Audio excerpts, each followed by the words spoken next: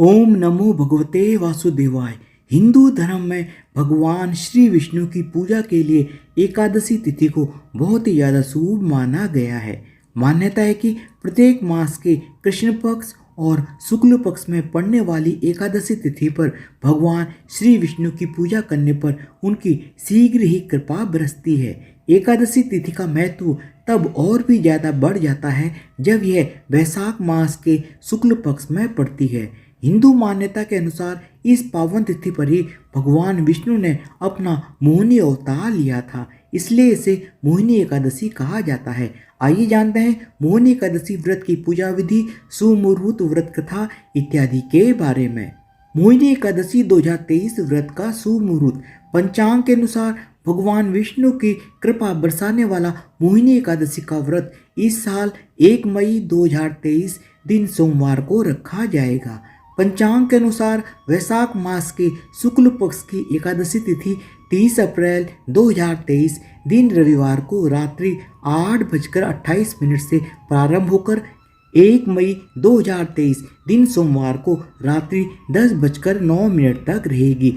इस प्रकार उदया तिथि के अनुसार मोहिनी एकादशी का व्रत 1 मई 2023 दिन सोमवार को रखा जाएगा। मोहिनी एकादशी व्रत का पूरा पुण्यफल दिलाने वाला पारण 2 मई 2023 दिन मंगलवार को प्रातःकाल 5:40 से लेकर प्रातः 8:19 के बीच में करना शुभ रहेगा। मोहिनी एकादशी व्रत का महत्व। पौराणिक मान्यता के अनुसार जब एक बार दैत्य और देवताओं द्वारा किए गए समुद्र मंथन से अमृत कलश निकला तो उसे पीकर अमर होने की दोनों ही तरफ होड़ मच गई। ऐसे में भगवान श्री विष्णु ने अमृत कलश को दैत्यों से बचाने के लिए स्त्री रूप वाला मोहिनी अवतार लिया। हिंदू मान्यता के अनुसार भगवान विष्णु ने जिस दिन मोहिनी अवतार लिया वह वैशाख मास के शुक्ल पक्ष की एकादशी तिथि थी। उसके बाद से इस पावन तिथि पर श्री हरि की पूजा करने का विशेष महत्व और भी ज़्यादा बढ़ गया। मोहिनी एकादशी व्रत की पूजा विधि। भगवान श्री विष्णु की कृपा बरसाने वाली मोहिनी एकादशी तिथि पर व्रत एवं पूजन करने के लिए साधक को सुबह जल्दी उठकर स्नान ध्यान करना चाहिए। इसके बाद सूर्य नारायण को जल चढ़ाना चाहिए। सूर्य देवता की पूजा करने के बाद हाथ में थोड़ा सा जल लेकर मोहिनी एकादशी व्रत को विधि विधान से करने का संकल्प लेना चाहिए। व्रत एवं पूजा का संकल्प लेने के बाद घर के ईशान कोण में एक चौकी पर पीला कपड़ा बिछाकर भगवान श्री विष्णु और माता लक्ष्मी को विराजित करें और उन्हें पीला पुष्प, पीला चंदन, पीला फल, पीला वस्त्र आदि अर्पित करना चाहिए। इसके बाद शुद्ध घी का दिया जलाकर साधक को मोहिनी एकादशी व्रत की कथा का पाठ करना या फिर किसी के माध्यम से सुनना चाहिए। पूजा के अंत में साधक को श्री हरि की आरती और दूसरे दिन शुभ मुहूर्त में व्रत का पारण अवश्य करना चाहिए। मोहिनी एकादशी की व्रत कथा। पुराणों के अनुसार भद्रावती नामक सुंदर नगर में धनपाल नामक एक धनी व्यक्ति रहता था। वह स्वभाव से बहुत ही दान पुण्य करने वाला व्यक्ति था।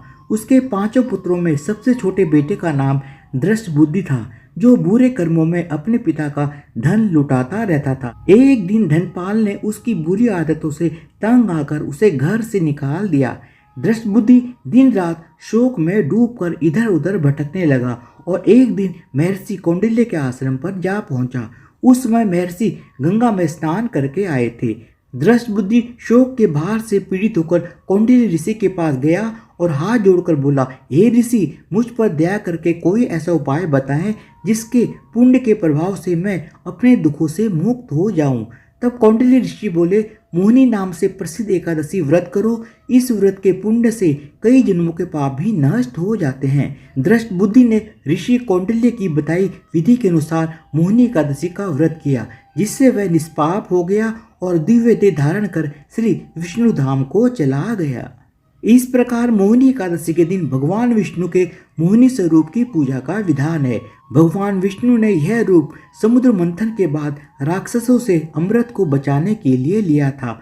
मोहिनी एकादशी पर व्रत और भगवान विष्णु की पूजा करने से कई यज्ञों को करने जितना पुण्य प्राप्त होता है।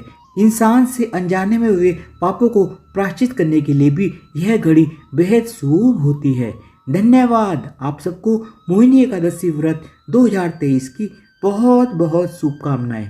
और प्लीज़ मेरे चैनल को सब्सक्राइब भी कर दीजिएगा विद बेल आइकन, ताकि मैं जो भी नया वीडियो डालूं उसका नोटिफिकेशन आपको मिल जाए। बोलो भगवान विष्णु की जय हो, माता लक्ष्मी की जय हो।